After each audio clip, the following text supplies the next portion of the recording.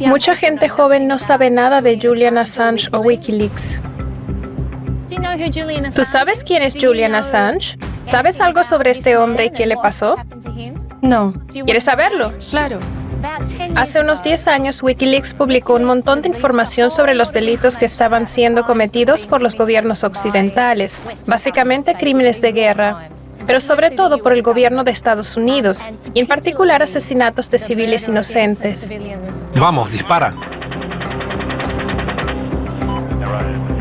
Antes teníamos la posibilidad de fingir que no sabíamos nada, y eso es lo fascinante de Wikileaks, nos obliga a reconocerlo. No podíamos seguir ignorándolo. Es un idealista y tiene una misión. Tiene la misión de empoderar a la gente con información. Obviamente, Wikileaks es algo bueno, pero eso tiene un precio. ¿Cuánto lleva en la cárcel? Pasó en la Embajada de Ecuador 7 u 8 años. Pasó mucho tiempo prácticamente encarcelado y lleva ya muchos meses en la prisión de Belmarsh. Mucha gente lo quiere en la cárcel, mucha gente muy poderosa. Este departamento está realizando una investigación exhaustiva y agresiva para determinar cómo pudo suceder esta filtración y localizar al responsable o responsables. No quiero verle morir en una cárcel estadounidense, pero creo que eso es a lo que se enfrenta. Pero solo intenta mejorar el mundo, ¿no? Sí, eso pensamos. No hay razón para creer que no lo esté haciendo. Trata de revelar los crímenes que nuestros gobiernos cometen en nuestro nombre.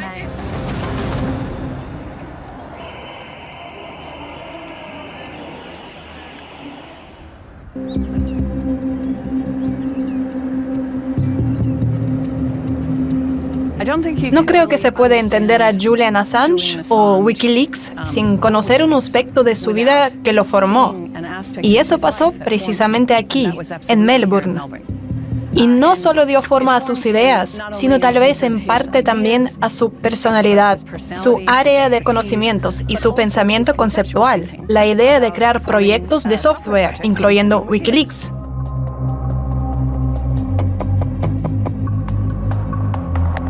A finales de los 80 y a principios de los 90, Melbourne se convirtió en el centro de la clandestinidad informática de Australia, lo que incluía a investigadores y piratas informáticos, pero no solo en el sentido de alguien que se mete ilegalmente en los sitios, sino también gente que simplemente experimentaba.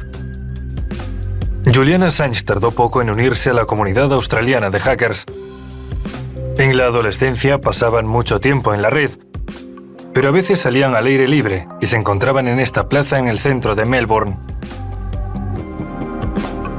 Este es el antiguo ayuntamiento de Fitzroy, que junto con algunos otros antiguos ayuntamientos de Melbourne era donde se celebraban mercadillos.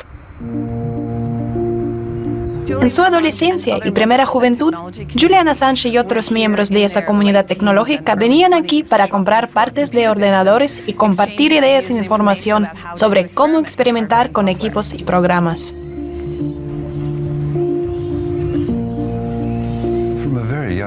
Desde muy joven fue parte del primer grupo de jóvenes que querrían saber de ordenadores.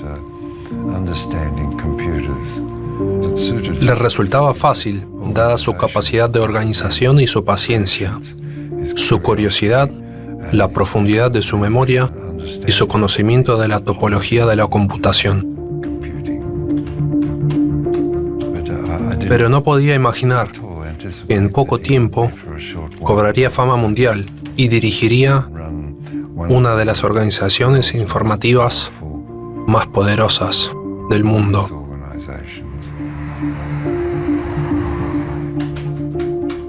La mentalidad de los hackers de aquellos tiempos es muy interesante. Querían sentir la emoción de entrar en un sistema prohibido. Y cuanto más prestigiosa la entidad, más fuertes eran las sensaciones. Si podías entrar en una computadora de la NASA, y hay que tener presente que era la gente más lista del mundo, mandaron al hombre a la Luna. Si lograbas entrar en sus sistemas, podías demostrarte a ti mismo que también eras un chico de 17 años muy listo. La Agencia Espacial Estadounidense es una de las víctimas del sindicato de hackers de Melbourne. Los investigadores estadounidenses, entre ellos el FBI, han transmitido sus sospechas a las autoridades australianas. El 16 de octubre de 1989, la NASA fue atacada por un virus conocido como WANC. Provocó el aplazamiento del lanzamiento de un transbordador espacial en Florida y fue rastreado hasta los hackers australianos de Melbourne. El gusano informático WANC fue uno de los primeros gusanos informáticos. Desde luego fue el primer gusano informático motivado por causas políticas y el primero que llevaba un mensaje político. Ese mensaje era una cita de una canción del grupo Midnight Oil que dice: hablas de tiempos de paz para todos y luego te preparas para la guerra. Ese gusano informático WANC fue como si apareciera desde lo más profundo del bosque. Se dejó ver en un instante y desapareció. Nunca se encontró a sus creadores. Pero hay gente que dice que de hecho fue cosa de Assange. Hay opiniones para todos los gustos.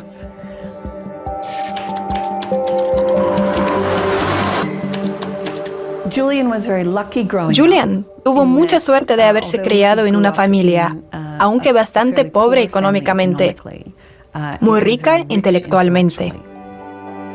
Su padre es una persona muy inteligente, creativa y bastante sensible. Creo que tuvo una influencia sumamente importante sobre Julian en su juventud. Julian era extraordinario de joven. Le apodaban el mago, porque siempre tenía una forma poco convencional de afrontar las cosas y las contemplaba desde una perspectiva distinta. Muchos hackers me han dicho que navegar por diferentes sistemas les abría una nueva perspectiva del mundo. Eso es porque son capaces de ver información real que contradice directamente lo que puede afirmar una organización o un político públicamente. Saben que lo que le cuentan a la gente a veces es mentira, y una bien grande. Tal vez fuera eso lo que le hizo pensar a Julian sobre la enorme importancia de que los medios pueden ofrecer una información veraz.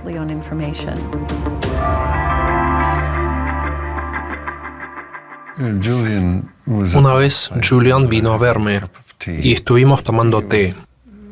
No estoy seguro, pero creo que fue en el 2006 o por ahí, en los inicios. Julian me dijo que quería lanzar Wikileaks. Wikileaks se ocuparía de filtraciones. Iba a usar la red Tor para que la gente pudiera filtrar información de forma anónima y que se publicara. ¿En aquel momento intentó advertirle de los peligros de alguna forma? No, ¿para qué? Era un joven en la flor de la vida. ¿Para qué advertirle de nada? Es mejor decirle, ¿cómo puedo ayudarte? Hay un aforismo de Nietzsche que me resulta muy cercano. Vive peligrosamente. Vive peligrosamente. No tiembles de miedo a las sombras. Haz lo que tengas que hacer y afronta las consecuencias como mejor puedas. Eso he tratado de hacer toda mi vida.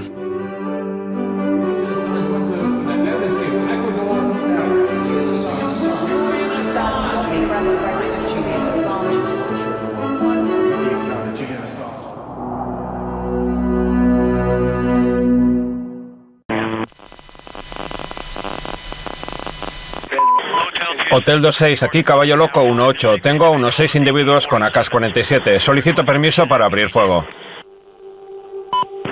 Recibido. No tenemos personal al este de nuestra posición, así que puede abrir fuego. Cambio. La primera vez que oí hablar de Wikileaks y Julian Assange fue cuando vi el vídeo grabado desde el helicóptero en Irak. El famoso vídeo en que disparan a la gente desde el helicóptero. Fríelos a todos. Vamos, dispara. Eliminado. Sigue disparando, sigue disparando. El helicóptero mató a varios civiles y también a 2 periodistas locales de Reuters. Además, dispararon a unos niños que estaban en el coche. Hay un montón de cuerpos por ahí. Bien, tenemos alrededor de 8 personas. Sí, hay uno que aún se arrastra ahí abajo, pero definitivamente hemos eliminado a varios. Seguimos disparando. Recibido. Los militares estadounidenses confundieron a los civiles con rebeldes. Desde arriba les pareció que uno de los hombres llevaba un arma. Sin embargo, solo era un fotógrafo de Reuters, con un teleobjetivo en las manos. Nunca olvidaré el día en el que vi el video Asesinato Colateral. Nunca lo olvidaré porque recuerdo que esa primera vez me puse a gritar a pleno pulmón en la oficina. Aquellos soldados actuaron con total indiferencia, como si estuvieran jugando a un videojuego. Acabaron con la vida de estas personas con total frialdad. Sí, fíjate en esos bastardos muertos. Precioso. Es un video realmente impactante. Un hecho, una prueba irrefutable de lo que pasó. Como me dijo un militar retirado aquí en Australia, fue sin duda un crimen de guerra. Aquí 1-8. Tengo a un individuo...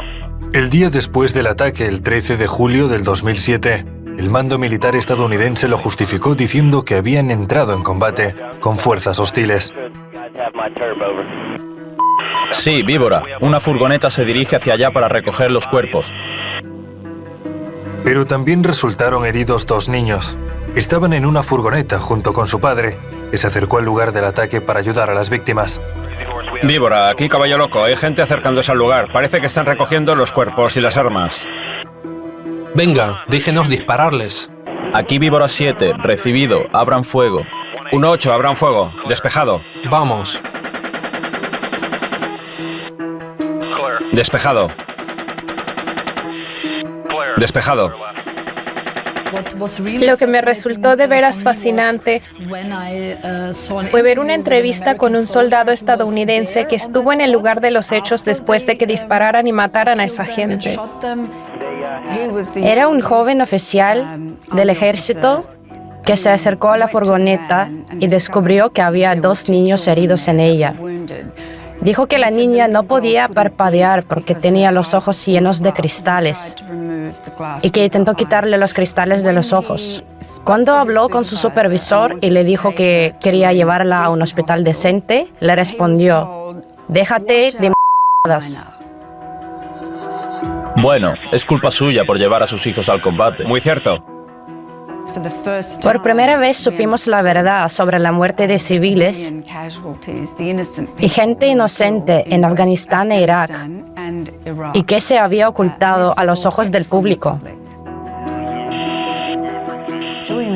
Julian Assange demostró auténtico valor al divulgar con franqueza y sin temor ese video. Y creo que hay gente en el ejército estadounidense que nunca se lo ha perdonado. El ataque del helicóptero dejó entre 12 y 18 muertos. 2 niños resultaron heridos. Ningún miembro del ejército estadounidense ha afrontado responsabilidades.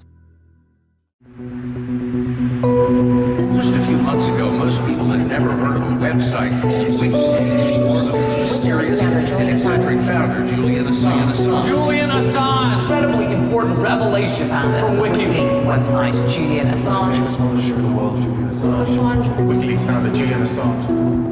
Después del video Asesinato Colateral, Julian Assange reveló su identidad y se dio a conocer, o sea que en ese momento ocupó las portadas de todo el mundo, así es.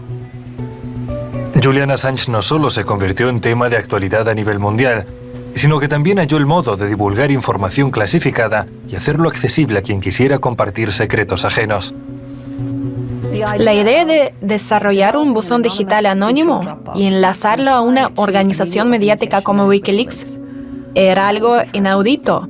Nadie había hecho nunca algo así. Julian Assange sí lo hizo.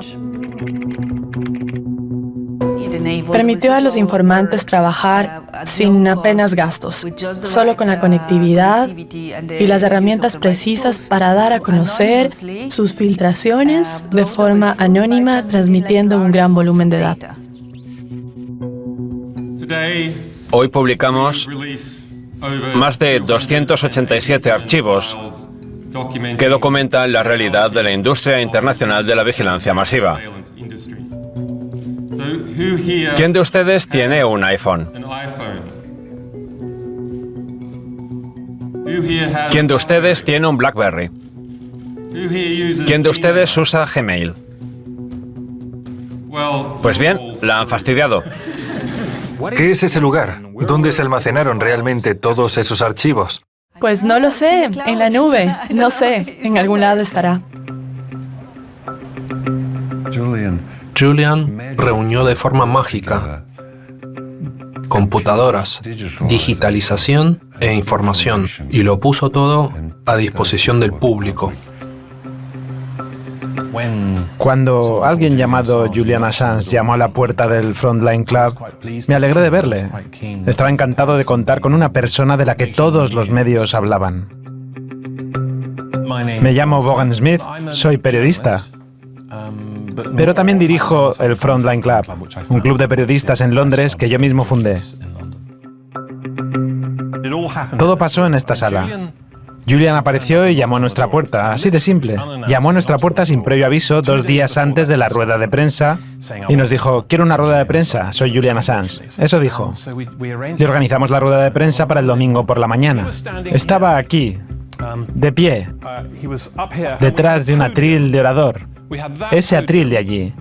Estaba aquí y él detrás. Y es en este lugar donde levantó la portada de The Guardian. Fue entonces cuando empezó todo. Este es el The Guardian de esta mañana. 14 páginas sobre el tema. También aparece en Der Spiegel, 17 páginas. Solo un par de meses después del vídeo del ataque del helicóptero sobre civiles en Bagdad, aparecieron más revelaciones. Esta vez se trataba de los papeles de Afganistán e Irak. Papeles de Afganistán e Irak. Documentos clasificados del Pentágono sobre las acciones bélicas de Estados Unidos y sus aliados en Afganistán e Irak entre el 2004 y el 2009.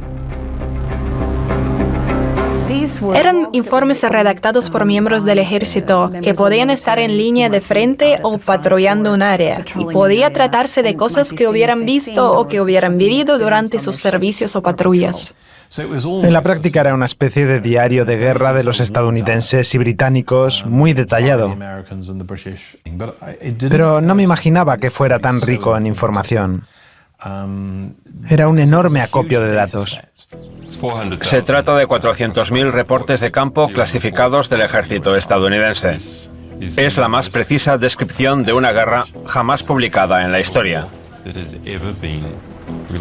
Hemos calculado 122.000 víctimas civiles en esta guerra. En Bagdad no hay prácticamente ni una esquina donde no se haya encontrado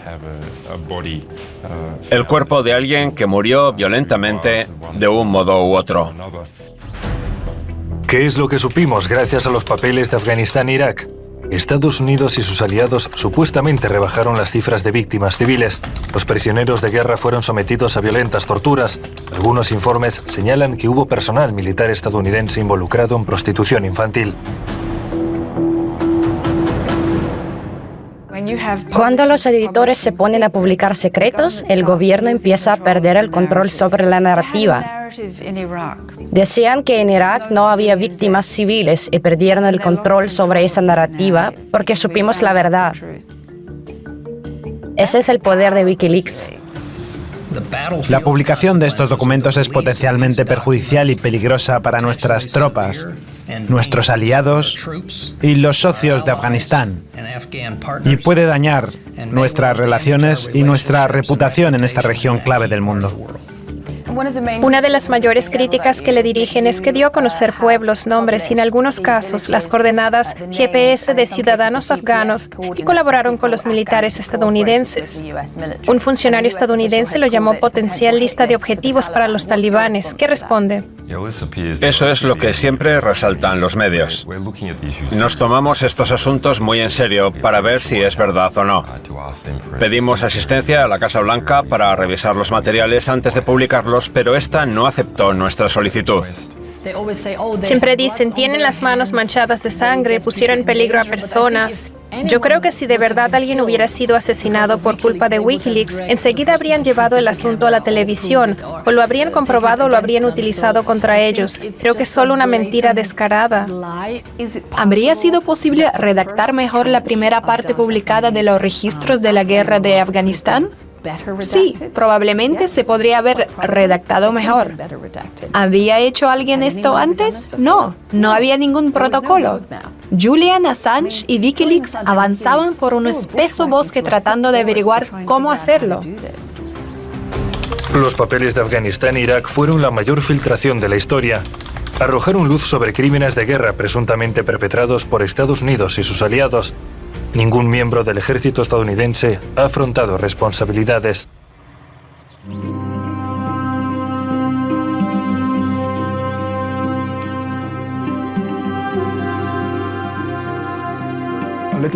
Hace algo más de 10 años, alguien que en aquel entonces no conocía en absoluto, se puso en contacto conmigo para decirme que quería verme.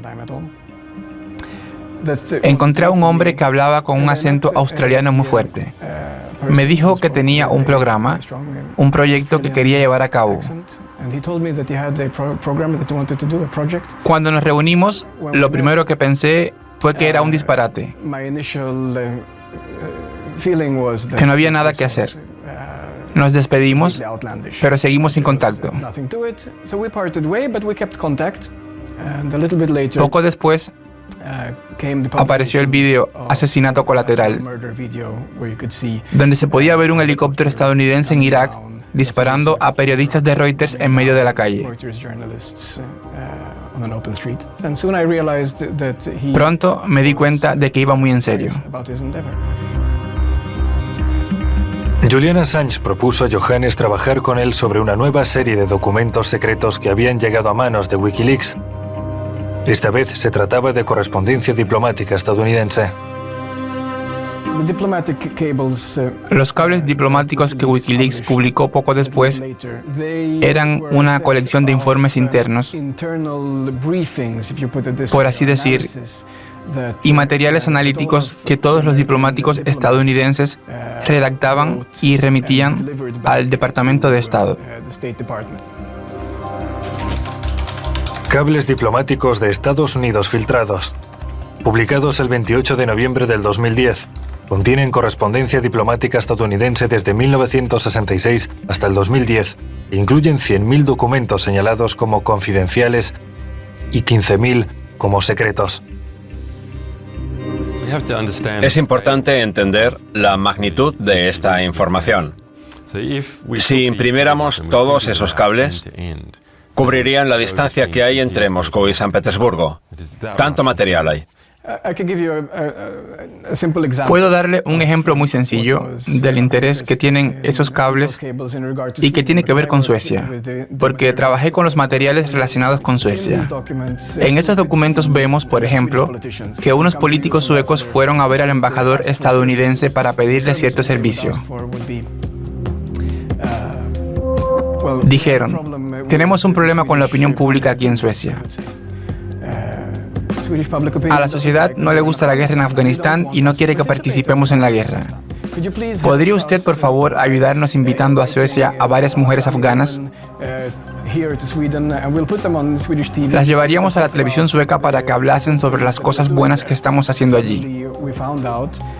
Es decir, descubrimos a políticos y funcionarios suecos socavando los cimientos de la democracia en Suecia.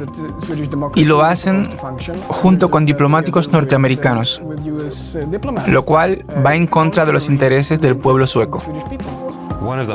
Una de las cosas esperanzadoras que he descubierto es que casi todas las guerras iniciadas en los últimos 50 años han sido resultado de mentiras en los medios de comunicación. ¿Qué quiere decir esto? Quiere decir que, básicamente, al pueblo no le gusta la guerra y que hay que engañar al pueblo para meterlo en una guerra. He should be treated as an enemy combatant. WikiLeaks should be closed down permanently and decisively. This guy's a traitor, and he has broken every law in the United States. WikiLeaks walks like a hostile intelligence service and talks like a hostile intelligence service. And I'm not for the death penalty, so if I'm not for the death penalty, I'm going to do it. Illegally shoot the son. Julian Rape and accuse him of rape allegation. En la mente de muchas personas le encuentran algo sospechoso y poco ético, porque huyó de la ley. Creo que habría sido mejor si hubiera ido a Suecia, porque creo que necesitaba esa oportunidad para limpiar su nombre. Pero al mismo tiempo entiendo completamente por qué no lo hizo. El problema con Suecia es que, además de no entender el idioma de ese país, el ambiente mediático que se ha creado en Suecia me es bastante hostil. Creo que si Julian hubiera ido a Suecia en ese momento, habría sido extraditado. En la prensa a menudo se burlaban de él y la gente decía, no quiere afrontar las consecuencias de lo que hizo en Suecia, etc. Decían que estaba paranoico, pero creo que desde la perspectiva actual, ahora que sabemos que Estados Unidos lo está persiguiendo de verdad, lo suyo no era paranoia.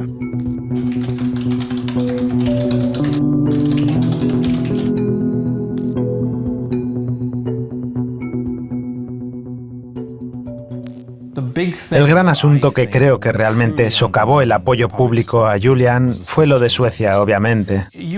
Había periódicos de gran renombre y canales de televisión que se pusieron a destrozar a Julian. Se convirtió en un lugar común.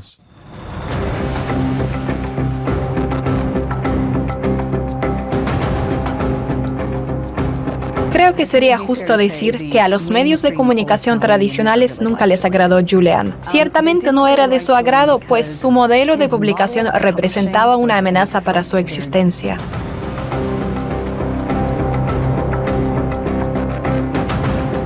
Había mucha envidia por parte de los grandes medios de comunicación hacia WikiLeaks y particularmente hacia Assange. ¿Por qué no se parece más a nosotros? ¿Por qué no puede ser uno de nosotros?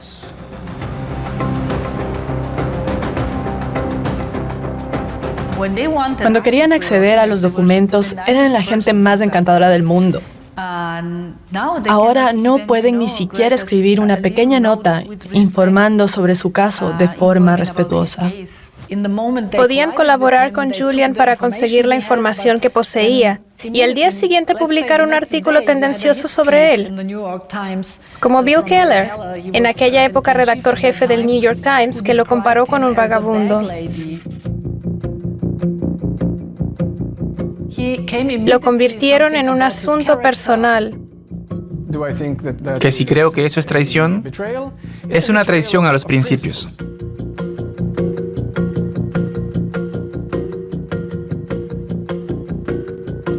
¿Qué piensa usted de las acusaciones de que Julian Assange es, y cito directamente al New York Times, un narcisista con un concepto exagerado de su propia importancia y que no tiene interés en asuntos mundanos como la higiene personal? Vaya, ¿en serio? No se me ocurre ningún otro periodista o editor que haya ganado grandes premios internacionales de periodismo y de quien los medios de comunicación se han quejado porque sus calcetines estuvieran sucios o no se hubiera lavado el pelo. Venga ya, en serio. Me pregunto si algún ser humano ha sido sometido a ese nivel de desprestigio en el pasado. Fue algo extraordinario.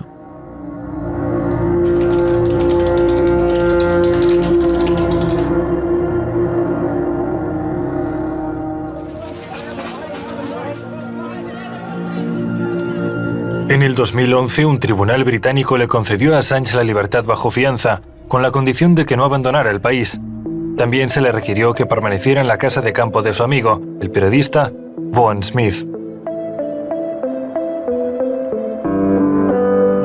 Ahora estoy sentado en una silla de mi sala de estar en Ellingham Hall. Esta casa es resultado de la riqueza que mi familia ha generado durante cientos de años. Mi familia se mudó aquí en 1795 y soy afortunado de tener la responsabilidad de cuidar de esta casa. Vaughan Smith es un periodista de investigación y corresponsal de guerra que amablemente le ofreció ese lugar enorme y seguro para que fuera allí, desde donde se hicieran las publicaciones. ¿Se siente seguro aquí? Me siento tan seguro como es posible estar. Siempre es un poco más seguro cuando... Estaría mucho más seguro si nadie supiera que estoy aquí. Pero en cuanto a edificios y terrenos, esto es prácticamente lo mejor que se puede obtener. Wikileaks básicamente convirtió este lugar en su oficina por un tiempo. Al venir habrían encontrado a gente trabajando en las computadoras, con hojas impresas por todas partes y corriendo de un lado a otro con CDs. Eso implicaba tener aquí a Julian, a la gente que trabajaba para él y también a todos los que querían hacerle una entrevista. Esta era entonces la oficina principal, la sede de Wikileaks. Había mucho secretismo. Veías a la gente trabajando en las computadoras y no te atrevías a preguntar por temor a que te miraran raro. Y pensaba, Dios, qué pregunta tan tonta. Ya me lo contarán si quieren contármelo. Los vi publicar los registros de la guerra de Afganistán. Los vi trabajando en los documentos diplomáticos y en otras cosas que vinieron después.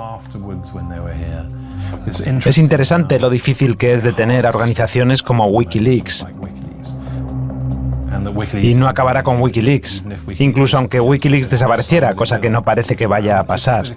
Se ha convertido en una especie de movimiento guerrillero que lucha por la libertad de expresión. Oí por primera vez que Julian se había ido a la embajada ecuatoriana a la mañana siguiente. Lo leí en las noticias y me percaté de que acababa de perder el dinero de la fianza. Julian Assange went to the embassy of Ecuador and asked for asylum. Assange has been granted political asylum by Ecuador's chief. Julian Assange set foot into the Ecuadorian embassy in London. There is no indication that even though he has been granted asylum, and if he steps out, he won't be arrested by British police.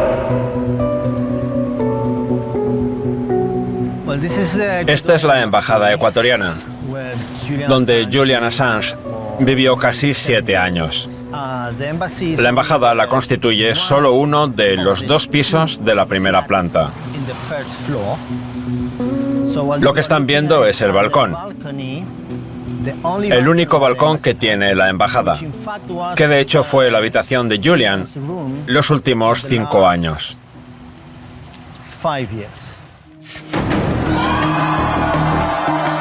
Se espera que esta tarde haga su primera declaración Julian Assange, el fundador de Wikileaks, que se niega a abandonar la embajada de Ecuador en Londres. Estoy aquí hoy porque no puedo estar ahí con ustedes hoy. Nos conocimos antes de que viniera a la embajada y básicamente la posibilidad de que Ecuador lo protegiera surgió de esa amistad. Era su última opción. No tiene miedo a ningún tipo de represalias. Pero que objetivamente no podemos excluir represalias. Pero sería algo atroz. Mire la propia amenaza del Reino Unido, que puede entrar a nuestra embajada a arrestar a Assange. ¿Qué precedente se sentaría? Tiene muchísimos asilados. Si un país... La embajada en sí misma, la embajada de Ecuador en sí misma, es pequeña, es un piso. Es un piso de 3 dormitorios. Cuando Julian llegó, fue alojado en una habitación. La mitad de la habitación para dormir y la otra mitad para dirigir Wikileaks. El inmueble está rodeado de edificios altos. lo que no permite a la luz del sol entrar en la embajada. Julian comparaba su estancia en la embajada con la vida en una nave espacial, porque solo estaba expuesto a luz artificial. Nunca le daba la luz del sol. No tenía seguro dental. No tenía seguro médico. Había muchas dificultades. Los primeros años estaba constantemente bajo vigilancia, de forma abierta, y cuando estabas en la embajada constantemente se oía gente fuera hablando por walkie-talkie. No había prácticamente ninguna esquina de la embajada que no fuera observada. En los edificios de alrededor también había cámaras de largo alcance, apuntando a la embajada todo el tiempo.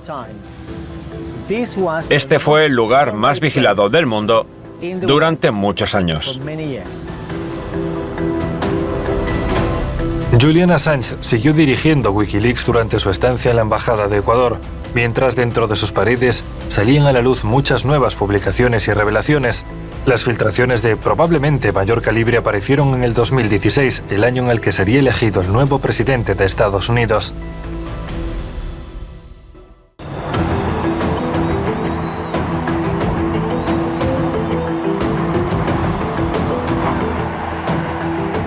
Amigos, quiero hacer algo. Quiero hacer a Estados Unidos grande de nuevo.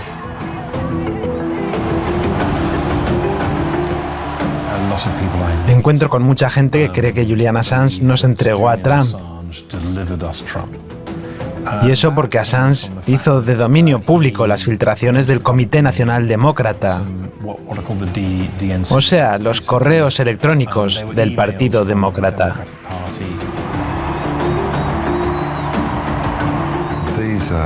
Hay una descripción de cómo el Comité Nacional Demócrata hizo todo lo posible para eliminar al candidato más popular, Bernie Sanders, y poner a Hillary Clinton como candidata demócrata en las elecciones presidenciales. Creo que eso es algo que dejó de piedra a los ciudadanos estadounidenses. Lo importante de Wikileaks es que el gobierno ruso ha estado implicado en espionaje contra los estadounidenses. Luego le dieron esa información a Wikileaks con el objetivo de que la publicara en Internet. Hemos oído hablar de algo llamado Guccifer 2.0 y de DisiLeaks y otros memes con los que pretenden convencernos de que esa información provenía de Rusia.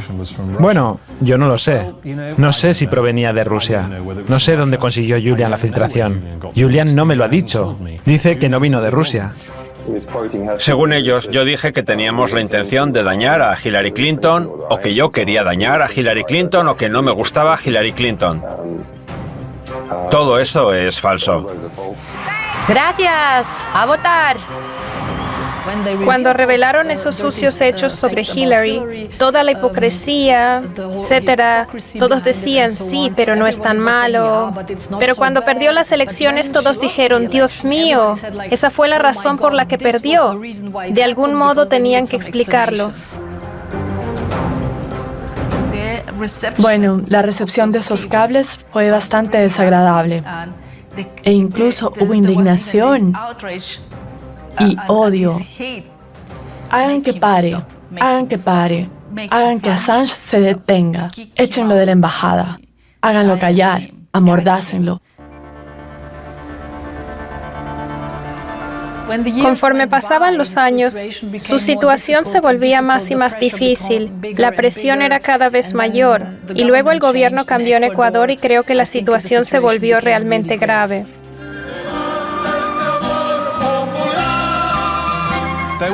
Hubo elecciones en Ecuador y Lenín Moreno se convirtió en presidente. Era un gran partidario de Estados Unidos y sigue siéndolo.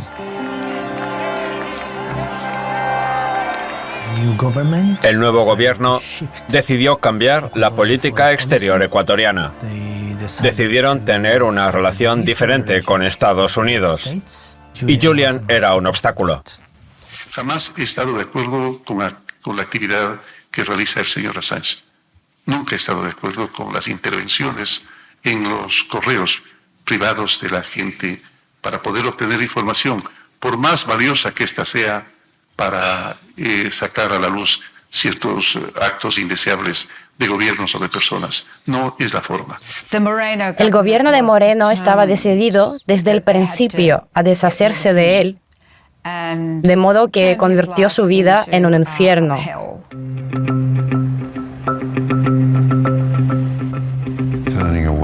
Negaron el acceso a abogados, cacharon a los visitantes, instalaron cámaras en cada habitación. Las reuniones privadas tenían que celebrarse en el baño. No le daban papel higiénico.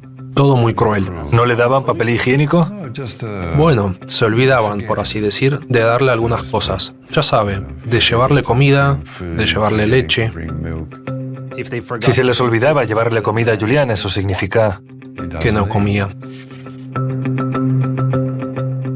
Señor Assange, sin duda alguna, creo que ustedes lo conocen, es un problema heredado. Tengo que preguntarle esto porque, según los empleados de la empresa de seguridad contratada por el gobierno ecuatoriano, Julian era un huésped extremadamente difícil.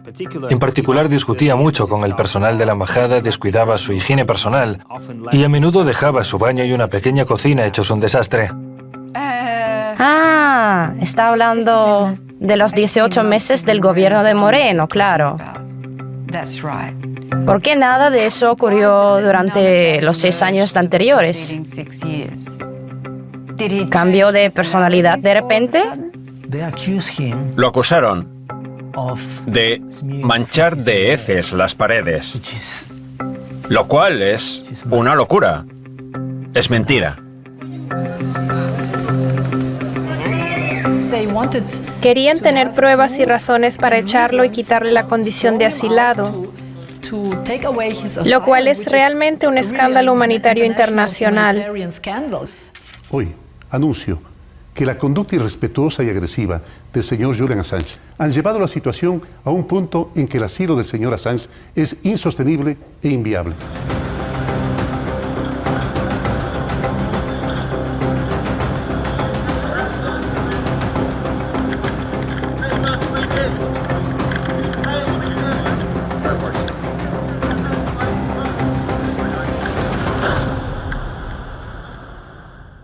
Esa fue la primera vez que lo vi en 10 años.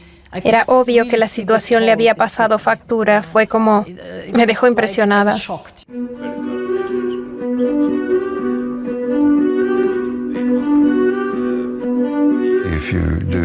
Si nos remontamos al 2011, vemos que era juvenil, alegre, dulce y bromista. Y verlo después de 18 meses de tortura y 7 años encerrado, arrastrado por esos 7 policías, se le veía mucho mayor. Sí. De juvenil ya no tenía nada.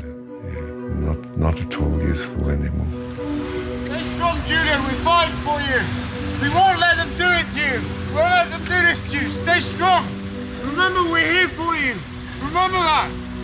Stay strong, you will be free.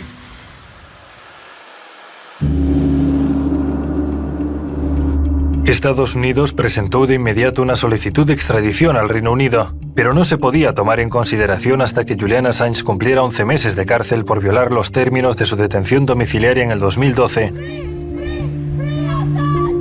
y escapar a la embajada ecuatoriana. El fundador de Wikileaks fue enviado a la cárcel de Belmarsh, a las afueras de Londres. La prisión de Belmarsh, donde mi Julian se encuentra actualmente, es una prisión de alta seguridad, de máxima seguridad, donde tienen presos a asesinos, terroristas, gente que pone bombas, individuos brutales.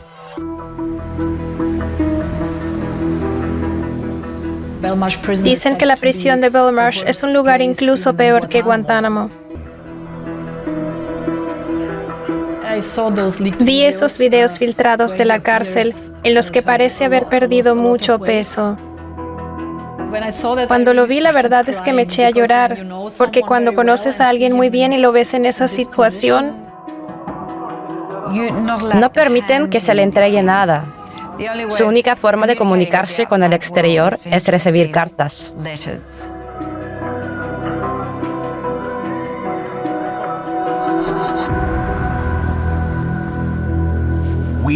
No estábamos seguros de que quisiera comunicarse con periodistas, pero acabamos de recibir esta carta de la cárcel de Belmarsh y es de Julian Assange, como está escrito aquí en el reverso.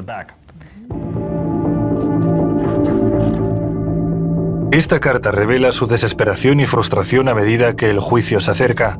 El fundador de Wikileaks dice que no tiene acceso a Internet ni puede llamar por teléfono, lo que obstruye seriamente la preparación de su defensa, y que no tiene mucho que hacer salvo dar miles de vueltas al día por la celda. Es muy angustioso ver a alguien con quien has trabajado, a un viejo amigo, correr peligro. Un peligro para su integridad personal.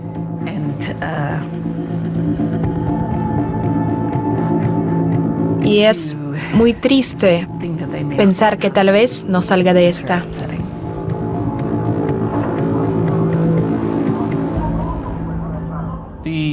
Los cargos que el gobierno de Estados Unidos ha presentado contra Julian para extraditarlo han cambiado. Al principio lo calificaron de hacker y dijeron que había ayudado a Manning consiguiendo la información que Manning quería. Bradley Manning era un joven que servía en las Fuerzas Armadas, muy impresionado por lo que sucedía a su alrededor.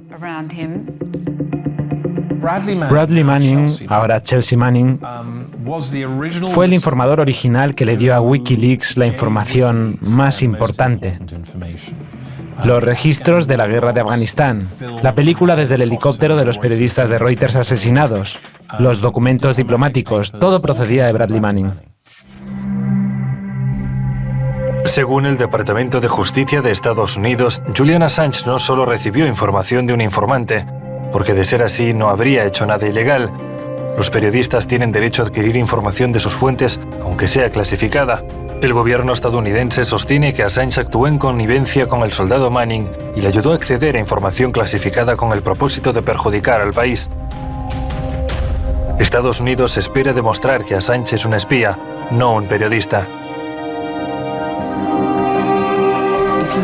Si se fijan en esos cargos, son perfectamente aplicables a cualquier periodista y cualquier publicación o medio de comunicación. Si a Julian Assange, un editor, lo mandan a la cárcel precisamente por serlo, por informar y por ninguna otra razón, entonces no hay reglas. En este juego no hay reglas. Todo periodista en Estados Unidos debería sentir una mano fría y helada corriendo por su espina dorsal por los cargos que se han hecho contra este periodista, porque podrían ser los siguientes.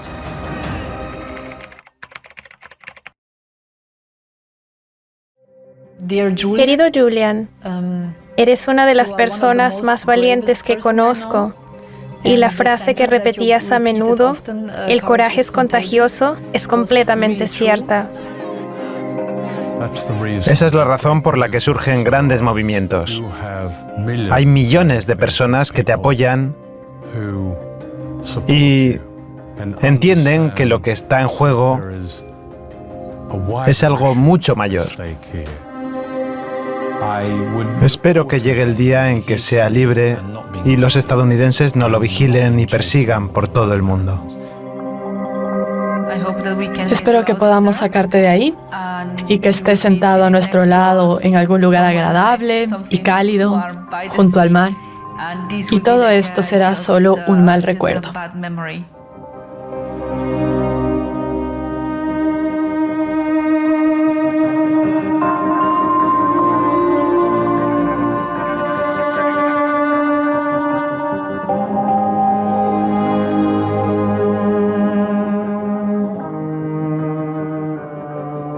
Tenemos mucho que agradecerte.